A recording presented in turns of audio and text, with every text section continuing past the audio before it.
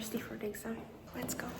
Hello, today I will be talking about my TOPIK Speaking Test experience, and as you can see, the background isn't the greatest. It probably isn't the most attractive one.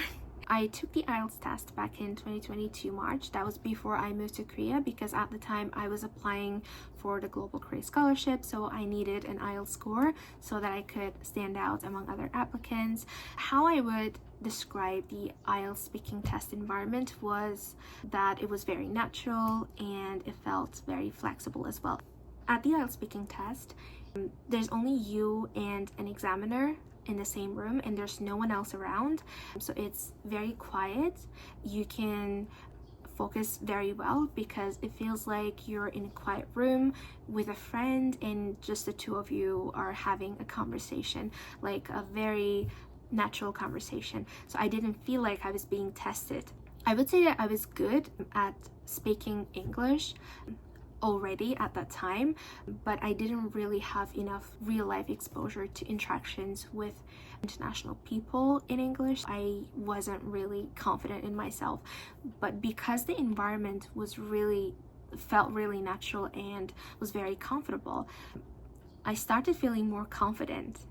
I am really thankful that the IELTS speaking test allows you to be more like yourself and give more authentic answers, because the questions allow you to be authentic and to be more flexible. But at the Korean speaking test, what I felt like, the questions were so standardized and there was like a rigid structure that you couldn't get out of that structure. And for me as an exam taker, especially as a speaking test taker, it is very important that I feel comfortable in the exam environment, and I feel that the questions allow me to perform at my best. I didn't feel that at the TOPIK speaking test. Instead, I felt like I wasn't allowed to fully demonstrate my Korean speaking skills because the questions were so narrow and were so rigid in structure. I felt like I was limited and I couldn't really speak naturally. I would say that the TOPIK speaking test definitely should be improved in that regard. And also the last two questions, 5 and 6, which are for advanced level students, they're exactly like the questions 53 and 54 at TOPIK writing. Wait, I actually forgot to mention that at the TOPIK speaking test, you're going to talk to a computer. So there's no examiner, no real human being that you can talk to. Your examiner will be a computer. Your responses will be recorded. And yeah, that's just how it works. I think your responses will be definitely checked by a real person, by a real Korean teacher, but still, it doesn't feel like a conversation and it feels so unnatural. To me, it felt so unnatural, and that's why I wasn't even motivated to speak, because it didn't feel like a conversation and I didn't feel like I got to practice my real Korean speaking skills. And the biggest problem is that you're gonna be in a room full of people, full of other exam takers who are going to talk at the same time with you. You are going to use headsets, but that doesn't help. Personally, I didn't feel like it was helping because I could still hear that noise in the background. Tens of people, like dozens of people speaking together at the same time. And that was such a disappointment again, because I personally cannot focus when there are other people talking at the same time during an exam. And because I could hear their responses, and sometimes I could clearly hear what words or phrases they were using, and that was so annoying because of course all of us are gonna have different responses, right? And when you hear someone else use a word or phrase that is very irrelevant to what you're going to speak about, it just definitely distracts you from your own responses, from thinking about your own responses. Also, at the TOPIK speaking test, you have a very limited time, and you have to finish your response before the time runs out. I think that's very much different from the IELTS speaking test, because for most part of the IELTS speaking test, you didn't have to rush. Of course, you still have to balance the length of your answer, and the answer shouldn't be too long or too short, but you still like didn't have a set time limit. That it kind of like gave you more flexibility, and like it allowed you to speak at your own pace. But I think it's very different at the TOPIK speaking test, because you have an exact time limit, and the maximum is 1 minute 60 seconds, and you have to finish your response until the time runs out. And I think that was a lot of pressure for me, and yeah, that just didn't allow me to be authentic in my responses, because I was just trying to be fast and just finish the response by the time runs out. That's another disadvantage of the TOPIK speaking test. Now let's talk about the second question.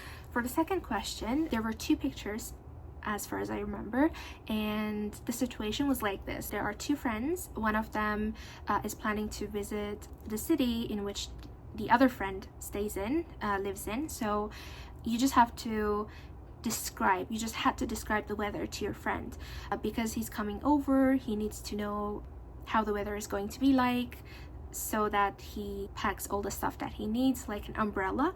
Basically, you just have to describe to your friend that you should bring an umbrella, and you should be ready for this kind of weather. You just have to describe the weather to your friend, and you had to form a story based on what was depicted in the pictures.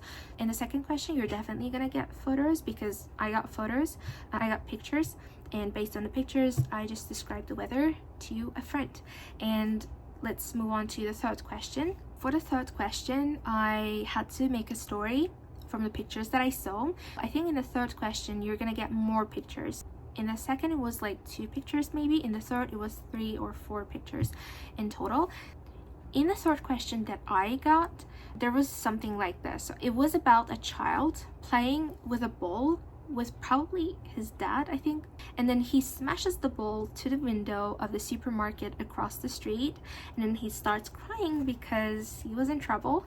He started crying because he broke the window. And then I'm just reading from my notes, and I don't have the best handwriting, that's why it's difficult to read. A middle-aged woman buys an ice cream for him, and then he was taking the ice cream with tears in his eyes while the father was trying to clean up his mess. That was basically what was depicted in the pictures in the third question, and you had to tell about it. Like, you had to make a story and tell about it.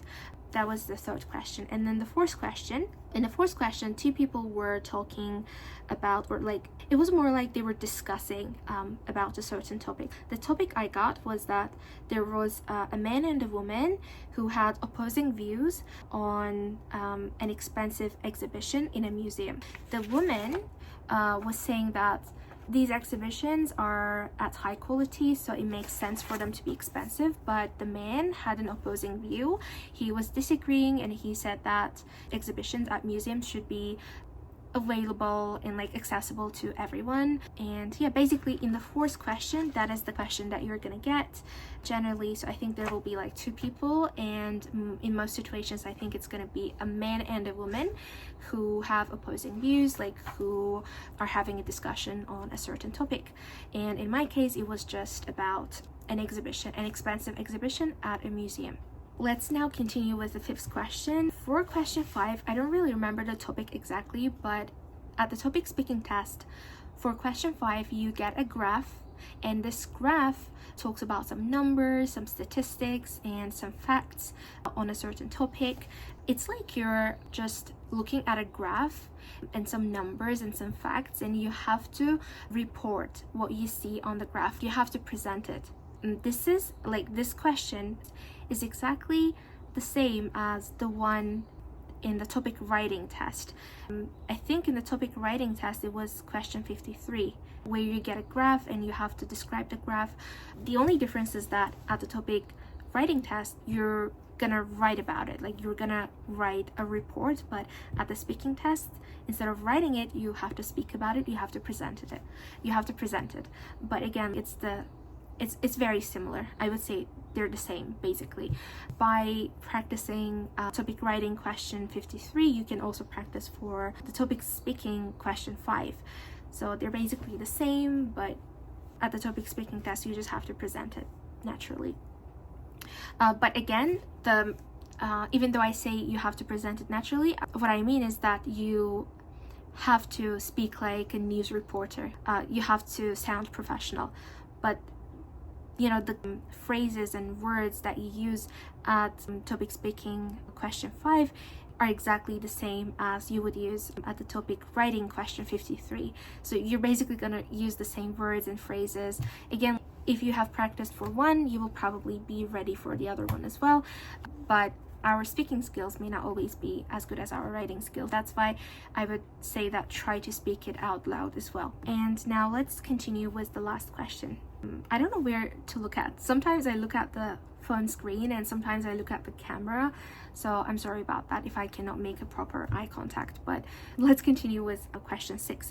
The last question is question 6, and in my case I have to talk about failures, how I feel about failures, what do I think about failures, what is my personal opinion on failures. There are a lot of different ways that you can view failures, and I think it depends of what kind of values you have in life. This question, I would say, was more flexible, and I felt more comfortable talking about this question compared to all other questions from 1 to 5. So this was the only question that felt more flexible to me, and it was fun to talk about this one. That's basically it. At the last question, final question 6, you get a random topic and you just have to talk about your stance on the topic and your personal opinions on the topic. That was it basically. I hope that it helps you. Before we finish up, I would like to mention one more thing about the exam very quickly. In my case, all exam takers had to wait for 40 minutes before the actual test started. For the first 10 minutes, we just checked the computer system, the volume of our voice. We were just trying to adjust the volume to see what volume works best for us personally. And you can adjust it like on the computer screen. It's very easy to do. And what else? I think we also checked the headsets, the microphones, to see if there were any problems. If there are any technical problems, you have to let them know beforehand so that when the test starts, you are ready to get started, because the computer system will be automatically closed when the exam finishes. There's no flexibility in that.